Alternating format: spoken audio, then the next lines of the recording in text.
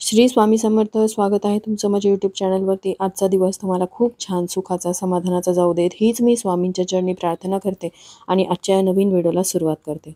उद्या आहे 29 जानेवारी 2024 या नवीन वर्षामध्ये आलेली पहिली संकष्टी चतुर्थी. ही संकष्टी चतुर्थी सोमवारी आलेली आहे. त्यामुळे या दिवसाला अनन्यसाधारण महत्त्व प्राप्त झाले, कारण सोमवारचा दिवस हा महादेवांना समर्पित असतो आणि महादेवांचे पुत्र गणेश यांची उद्या संकष्टी चतुर्थी आहे. उद्याच्या दिवशी बाप्पांच्या सेवे उपासनेसोबत महादेवांची सुद्धा विशेष सेवा व उपासना करायची आहे. महादेवांसमोर तुम्हाला मुलांसाठी एक दिवा प्रज्वलित करायचा आहे. यावरचा डिटेल व्हिडिओ मी याआधी शेअर केलेला आहे, तिथून तुम्ही तो बघू शकता. यासोबतच लक्ष्मी प्राप्तीचे उपाय सुद्धा तुम्हाला उद्याच्या दिवशी करता येतील. तर असाच एक उपाय मी आजच्या व्हिडिओमध्ये शेअर करणार आहे. या उपायामध्ये तुम्हाला गणपती बाप्पांसमोर एक सुपारी अर्पण करायची आहे. ही सुपारी अर्पण केल्यामुळे तुमच्या घरामध्ये पैसा संपत्ती येऊ लागेल, पैशाची आवक वाढेल आणि तुमच्या घरामध्ये आर्थिक स्थैर्य नांदेल. असा हा उपाय उद्याच्या आलेल्या संकष्टी चतुर्थीच्या दिवशी तुम्हाला करायचा आहे. तर हा उपाय कशा प्रकारे करायचा आहे, ही सुपारी आपल्याला नेमकी कुठे अर्पण करायची, नंतर त्या सुपारीचं काय करायचं आहे, ही संपूर्ण माहिती जाणून घ्यायची असेल तर व्हिडिओ स्किप न करता शेवटपर्यंत बघत राहा. चॅनलवर पहिल्यांदा आला असाल तर नक्कीच सबस्क्राईब करा आणि असेच नवनवीन माहितीपूर्ण व्हिडिओ बघण्यासाठी बेल आयकॉनलाही क्लिक करा. त्यामुळे जेव्हाही मी नवीन व्हिडिओ अपलोड करेल तेव्हा त्याचं नोटिफिकेशन सर्वात आधी तुम्हाला मिळेल आणि तुम्ही एक पण व्हिडिओ मिस करणार नाही. दर महिन्याला 2 चतुर्थी तिथी येतात, पण संकष्टी चतुर्थी ही विशेष महत्त्वाची मानली जाते. या दिवशी गणपती तत्व हे जागृत अवस्थेमध्ये पृथ्वीवरती असतं. त्यामुळे या दिवशी जेवढ्या सेवा व उपासना कराल त्याचं तुम्हाला शीघ्र फळ मिळतं. म्हणूनच आपल्याला ह्या सेवा व उपाय घरामध्ये करायचे असतात.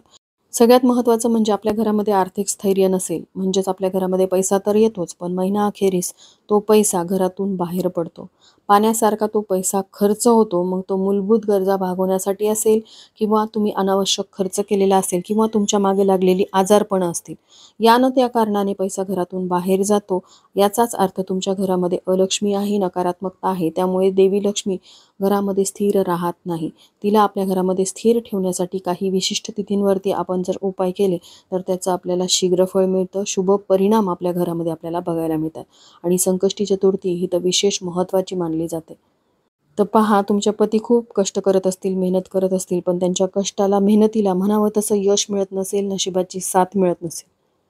याचाच अर्थ त्यांना काहीतरी दोष लागलेले असतात, किंवा त्यांच्या भोवती असलेली नकारात्मकता, तुमच्या घरामध्ये असलेले वास्तुदोष किंवा नकारात्मकता. यासोबतच बऱ्याचदा ते नोकरीसाठी प्रयत्न करत असतात, प्रमोशनसाठी प्रयत्न करत असतात, पण तरी देखील त्यामध्ये सुद्धा त्यांना यश मिळत नाही. व्यवसायामध्ये काही प्रश्न मार्गी लागत नाहीत. अशी समस्या तुमच्या घरामध्ये असेल तर तुम्ही नक्कीच हा उपाय करून बघा. यासोबतच तुमची मुलं एखाद्या नोकरीसाठी किंवा व्यवसायामध्ये प्रगती व्हावी यासाठी प्रयत्न करत असतील तर तुम्ही तुमच्या मुलांसाठी सुद्धा हा उपाय करू शकता. तर पहा, उद्या आलेल्या संकष्टी चतुर्थीच्या दिवशी सकाळी लवकर उठायचं आहे. अंगण वगैरे स्वच्छ झाडून घ्यायचं, हळदीच्या पाण्याने सडा टाकायचा, त्यानंतर उंबरठ्यावरती हळदीचं लेपन करायचं. आपल्या घरामध्ये असलेली फरशी देखील थोडंसं गोमूत्र हळद मिक्स करून त्या पाण्याने पुसून घ्यायची आहे. त्यानंतर तुम्ही आंघोळ करत असताना देखील तुम्हाला त्या आंघोळीच्या पाण्यामध्ये चिमूटभर काळे तीळ आणि चिमूटभर हळद टाकून आंघोळ करायची आहे. आणि यासोबतच तुमच्या पतीला, मुलांना देखील याच वस्तू थोड्या थोड्या आंघोळीच्या पाण्यामध्ये टाकून आंघोळ करायला लावायची. यामुळे त्यांच्यामध्ये असलेली नकारात्मकता, त्यांच्यामध्ये असलेले काही दोष जे आहेत ते संपूर्णपणे नष्ट होतील. त्यानंतर तुम्हाला सगळ्यात आधी देवपूजा करायची आहे. देवपूजा करत असताना बाप्पांची मूर्ती तुमच्या देवघरात असेल तर त्या मूर्तीवरती तुम्हाला अभिषेक करायचा आहे. फोटो असेल तर फोटोला स्वच्छ पुसून घ्यायचं. मूर्ती करत असताना तुम्ही अथर्वशीर्षाचं पठण करू शकता. ते तीर्थ तुम्ही मुलांना प्यायला देऊ शकता. त्यानंतर एका चौरंगावरती बाप्पांच्या मूर्तीची स्थापना करायची. बाप्पांच्या मूर्तीला गंध, अक्षत, लाल रंगाचं जास्वंदाचं फूल अर्पण करायचं. त्यानंतर 21 दुर्वांची एक जुडी अर्पण करायची. गूळ खोबऱ्याचा किंवा मोदकाचा नैवेद्य अर्पण करायचा. धूप दीप ओवाळून घ्यायचं. बाप्पांची तुम्हाला आरती करायची आहे. आता ही जी सुपारी आपल्याला अर्पण करायची आहे, हा उपाय जो आहे तो तुम्हाला सकाळपासून संध्याकाळपर्यंत कधीही करता येईल. तुमच्या वेळेनुसार तुम्ही करा, कारण ही लक्ष्मी प्राप्तीची सेवा आहे. सकाळी वेळ नसेल तर सायंकाळी दिवे लागणीपासून ते रात्री 12च्या आत तुम्ही हा उपाय करू शकता. तर पहा, हा उपाय करण्यासाठी तुम्हाला एक सुपारी घ्यायची आहे. पूजेची सुपारी जी असते तीच तुम्हाला या उपायासाठी घ्यायची आहे. याचा अर्थ असा नाही की इतर उपायासाठी किंवा इतर पूजेसाठी वापरलेली सुपारी तुम्हाला घेता येईल. नवीन एक सुपारी तुम्ही या उपायासाठी घ्या. आता ही सुपारी घेतल्यानंतर सगळ्यात आधी तुम्हाला या सुपारीवरती पाण्याने अभिषेक करायचा आहे.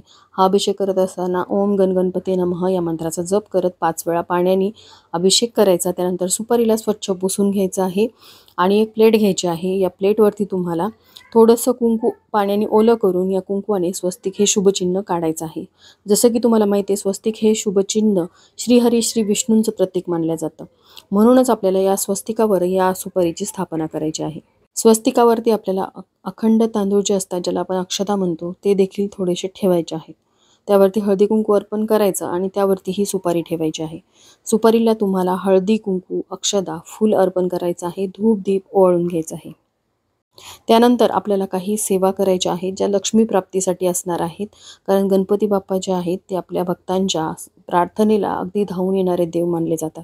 म्हणूनच आपल्याला बाप्पांसमोर आपली मनोकामना व्यक्त करून ही सेवा करायची आहे. तर या सेवेमध्ये तुम्हाला काय करायचं आहे, ओम गण गणपते नमः हा अतिशय प्रभावशाली मंत्र आहे आणि सांगितल्याप्रमाणे चतुर्थीच्या दिवशी या मंत्राचं तुम्ही पठण केलं तर तुम्हाला त्याचं शीघ्र फळ मिळतं. तर एक जपमाळ हातामध्ये घ्या आणि 108 वेळा तुम्हाला ओम गण गणपते नमः या मंत्राचा जप करायचा आहे. त्यानंतर तुम्हाला 3 वेळा अथर्वशीर्षाचं पठण करायचं आहे आणि 1 वेळा संकटनाशक स्तोत्राचं पठण करायचं आहे. हे दोन्ही स्तोत्र जे आहेत ते नित्य सेवा स्तोत्र मंत्र या पोथीमध्ये दिलेले आहेत.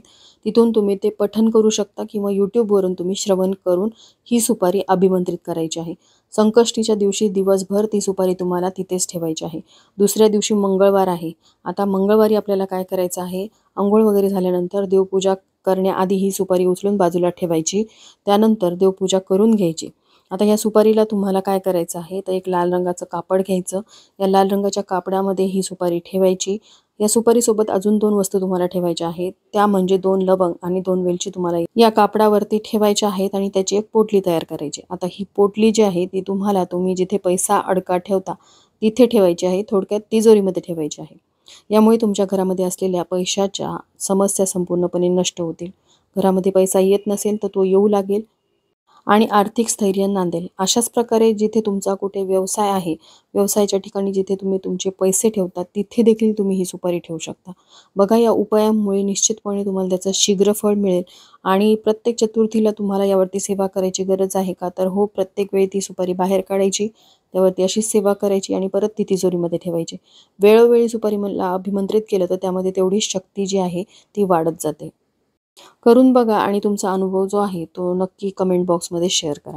झालेली सेवा मी स्वामींच्या चरणी अर्पण करते. इथेच व्हिडिओचा एंड करते. व्हिडिओ आवडला असेल, हेल्पफुल वाटला असेल तर लाईक, शेअर, सबस्क्राईब करा. भेटूया तशाच एका नवीन व्हिडिओसोबत. श्री स्वामी समर्थ.